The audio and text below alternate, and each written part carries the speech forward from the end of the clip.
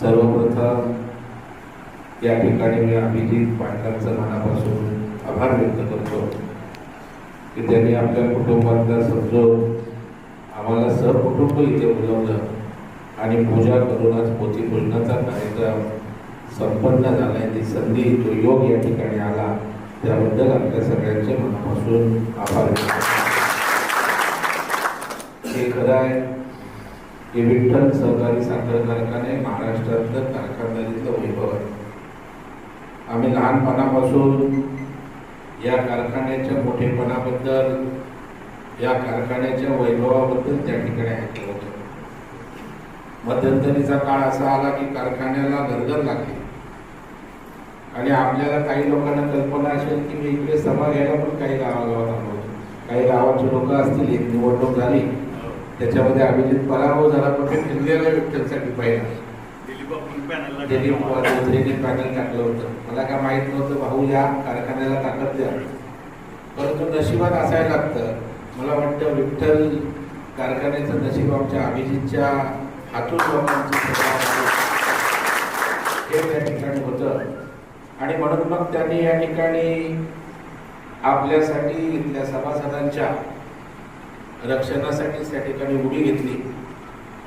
आणि खरं म्हणजे पहिले ते कारखान्याकडे आमच्याकडे कर्ज मागायला आले त्यावेळेला कारखान्याची एवढी लायबिलिटी होती की जगातली कुठलीही बँक मदत करू शकली नसती. परंतु मला अभिजितमध्ये एक वेगळा स्पार्क दिसत होता, करण्याची उमेद त्याच्यामध्ये होती.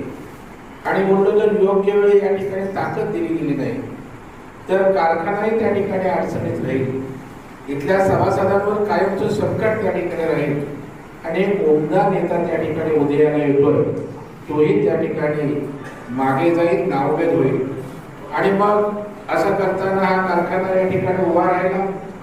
आपण सगळ्यांनी या ठिकाणी अभिजितच्या नेतृत्वावर विश्वास ठेवला, या कारखान्याचं नेतृत्व त्यांच्याकडे दिलं. मी पहिला मुली टाकायच्या कार्यक्रमाला मी त्या ठिकाणी आलो होतो, आपले शाजीबाग पण होते मला. आणि तिथपासून आपल्या विश्वासाला तडा न जाता या ठिकाणी अभिजित काम करताना मला दिसतोय.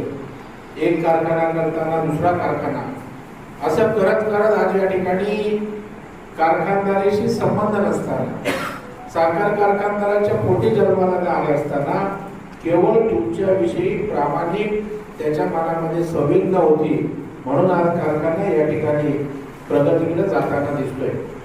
आणि शेवटी आम्ही कारखान्यांना तर मदत करत असतो. खरं म्हणजे मुंबई जिल्हा मध्यवर्ती बँकेचं कार्यक्षेत्र मुंबई, परंतु या ठिकाणी ग्रामीण भागातले कारखाने अडचणीत आले तर त्या ठिकाणी त्या कारखान्यांना ताकद देणं, त्यांना ऊर्जिता अवस्था आणणं, त्यांचं एक्सपान्शन असेल, आम्ही मदत करत असतो. परंतु या ठिकाणी खऱ्या अर्थाने कारखाना अडचणीतला बाहेर काढण्याचं धाडसानी काम या राज्यात तुम्ही केलं असेल तर ते अभिजित पाटलांनी ताकदीनं केलं. आणि म्हणून मुंबई जिल्हा बँक पूर्णपणे ताकदीनं त्यांच्या मागे काल होती, आज आहे आणि उद्याही अभिजित कामासाठी त्या ठिकाणी आम्ही आपल्या सोबत असो हा विश्वास देतो. त्यांच्या मनाचा मोठेपणे आम्ही कधी आयुष्यात केलेलं काम सांगत नाही, परंतु मध्यंतरी आपल्या कारखान्याची थोडी अवघड परिस्थिती लोनच्या संदर्भात झाली आणि आम्हाला काळजी असते अकाउंट एनपीए जायला नको. त्यामुळे अभिजित बोलला, भाऊ जरा तात्पुरता आम्हाला रिलीफ द्या. आपण ती वेळ काढून नेली. नंतर अभिजितने सर्व आपलं ते अकाउंट त्या ठिकाणी अत्यंत सुस्थितीत आणलं. कारण शेवटी एकदा पाय घसरला, मग तो कारखाना असो किंवा बँक असो, तर पुन्हा त्याला उभारी घ्यायला काय त्रास असतो याची मला पूर्ण कल्पना आहे. आणि मग जर मेहनतीतनं एवढा कारखाना उभा केला, आज हजारो लोकांचं भविष्य या कारखान्यावर आहे, अशा वेळेला खालीचा वाटा म्हणून त्याच्या मागे उभं राहण्याची संधी त्या ठिकाणी जर मिळत असेल तर पांडुरंगानेच आपल्याला माझ्या या मायबाप जनता दर्शनासाठी त्याच्या मागे उभं राहण्याची त्या ठिकाणी शक्ती आणि ताकद दिली असं मला या ठिकाणी वाटतं. आज विठ्ठल एवढा त्यांना पावला की आज विठ्ठल कारखान्याचा चेअरमन होत असताना विधिमंडळाच्या सभागृहात येण्याचं काम आपण सगळ्यांच्या आशीर्वादानं त्या ठिकाणी अतिशय उत्तम पद्धतीनं त्या ठिकाणी विधिमंडळात कामकाज चालू आहे, विधानसभेच्या आपल्या तालुक्यामध्ये मतदारसंघात काम सुरू आहे आणि शेवटी अशा प्रकारे काम करणारे आमदारच ग्रामीण भागात हवे. खऱ्या अर्थानं कारखानदारी ग्रामीण भागाची मुख्य आर्थिक उलाढाल करणारी संस्था आहे, परंतु दुर्दैवानं कारखाने सहकारी साखर कारखाने खाजगी चालले, परंतु सहकारी कारखाना अडचणीत यायला लागले. का बाबा? तोच कारखाना, तीच जमीन, तीच मशिनरी खाजगी झाला की चालतो, सहकारी असला की त्या ठिकाणी का चालत नाही, याचं आत्मपरीक्षण केलं पाहिजे. कारण लोकांची चिंता नाही. मला कारखाना नफ्यासाठी पाहिजे, मला कारखाना श्रीमंत होण्यासाठी पाहिजे, मला माझ्या पिढ्यांसाठीच्या उद्धारासाठी कारखाना पाहिजे, परंतु सहकारी तत्वावर लोकांचा कारखाना असतो, तो लोकांसाठी असतो. म्हणून अभिजितने सहकारी कारखान्यावर त्या ठिकाणी प्रेम केलं आणि लोकांसाठी त्या ठिकाणी काम करतोय. आणि म्हणून बघा, आज राज्याचे मुख्यमंत्री माननीय देवेंद्र फडणवीस साहेब यांनी त्या ठिकाणी त्यांना आशीर्वाद दिला. हे कुठल्या पक्षाचे आहेत, कुठल्या जाती धर्माचे आहेत, यापेक्षा माझ्या शेतकऱ्याला ताकद देतोय.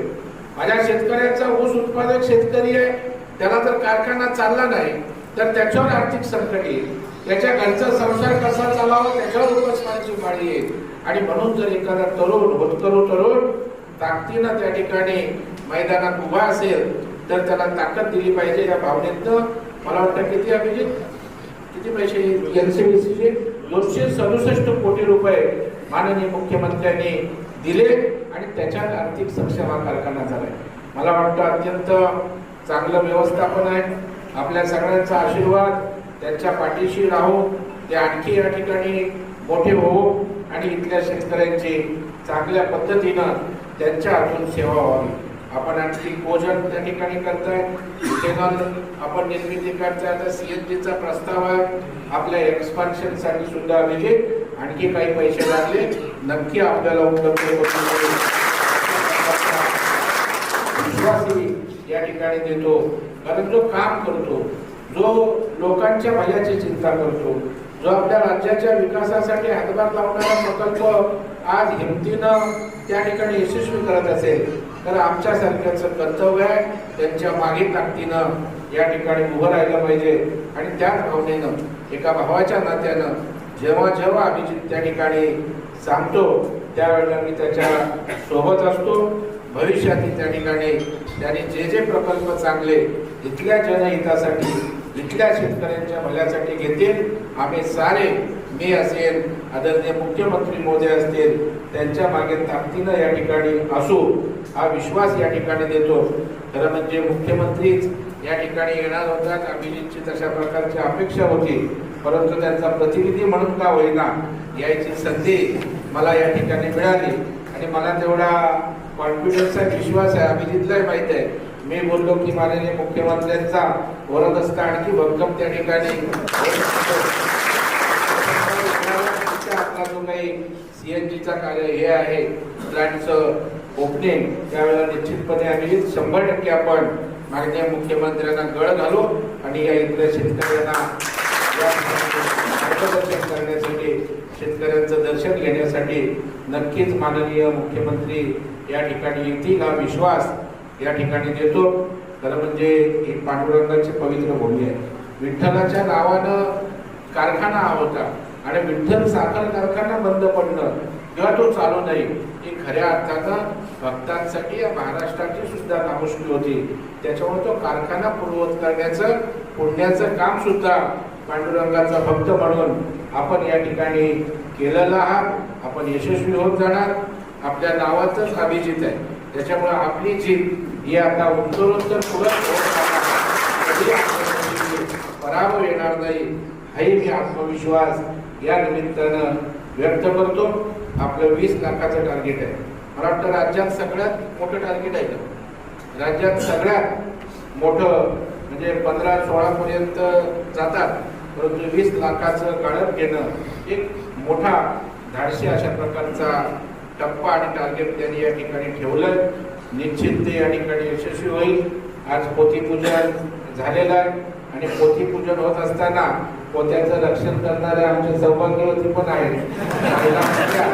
आपण काय आपलं जमून सगळं आणतो, पण पोत्यात टाकून रक्षण करण्याचं काम जे करतात त्या माझ्या सौभाग्यवती याही आल्यात आणि चिरंजीव पहिल्यांदाच आहे. तेही अभिजितच्या पावलावर पाऊल ठेवून त्या ठिकाणी निश्चित शेतकऱ्यांसाठी समाजासाठी सुद्धा आदर्शवत अशा प्रकारचं काम करतील. आणि त्याच्यामुळे कौटुंबिक वातावरणात हा कार्यक्रम होतोय. काय असतं, कार्यक्रम तर 10,000 20,000चे होतात, परंतु त्याच्यात आपलेपणा प्रेम नसतो. आज अभिजितने मला बोलवलं आणि आमचं कुटुंब तुमचं कुटुंब हा एक विठ्ठल परिवार म्हणून आज या ठिकाणी आपण एकत्रित आहोत आणि हेच आपलं कुटुंबाचं नातं, आपला स्नेह त्या ठिकाणी भविष्यात वृद्धिंगत होत आई जगदंबा पांडुरंग रुक्माई तुम्हाला सगळ्यांना उदंड आयुष्य देऊ आणि तुमच्या या शेतकऱ्यांच्या आयुष्यामध्ये चांगल्या प्रकारचे आर्थिक सुबत्ता येवो, आपल्याला भरभराट हो अशी विठ्ठलाच्या चरणी प्रार्थना करतो. अभिजितला खूप खूप शुभेच्छा देतो. मला बोलावलं, माझ्या हस्ते पोत्याचं भूमी आपलं उद्घाटन केलं. माझा हात नशीबवान आहे. नंबर बँक ताब्यात घेतली, जेव्हा निवडून आलो तेव्हा 1200 कोटीची बँक होती, याच 15,000 कोटीवर त्या ठिकाणी दिलेली. त्याच्यामुळे माझा हात लागतो तिथे त्या ठिकाणी भरभराट आहे. आपलं 20 लाखाचं टार्गेट पूर्ण होईल म्हणजे होईल, त्यासाठी मनापासून या ठिकाणी शुभेच्छा देतो. आपल्या सर्व संचालक मंडळ सभासदांचा आशीर्वाद त्यांच्या मागे राहू, कारण आपण त्यांची ताकद आहात, आपण त्यांची प्रेरणा आहात. जर सभासद ताकदीनं असतील तर तुमच्या विश्वासावर आणखी धाडसाने एक प्रगतीचे टप्पे ते नक्की या ठिकाणी पार पडतील हा विश्वास आहे. पुन्हा एकदा माननीय मुख्यमंत्री महोदयांच्या वतीनं सुद्धा आपल्या सगळ्यांना या पोथी पूजनाच्या निमित्तानं शुभेच्छा देतो. मला या ठिकाणी बोलावलं, आपले मनानं सन्मानित केलं, मान दिला, त्याबद्दल सगळ्यांचं मनापासून आभार व्यक्त करतो आणि आपल्या सगळ्यांना खूप खूप शुभेच्छा. आज कार्तिकी आहे, कार्तिकीच्या या ठिकाणी सगळ्यांना मनापासून शुभेच्छा आणि पांडुरंग विठ्ठल रुक्माईला प्रार्थना करतो की सगळ्या भक्तजनांचं आपण संरक्षण करतो, आशीर्वाद देतो. माझ्या या पांडुरंगाच्या भूमीतील या शेतकऱ्यांना पण उदंड आयुष्य आणि त्यांना यश मिळो, पांडुरंगाचा आशीर्वाद आपल्या सगळ्यांना मिळो. खूप खूप शुभेच्छा. धन्यवाद.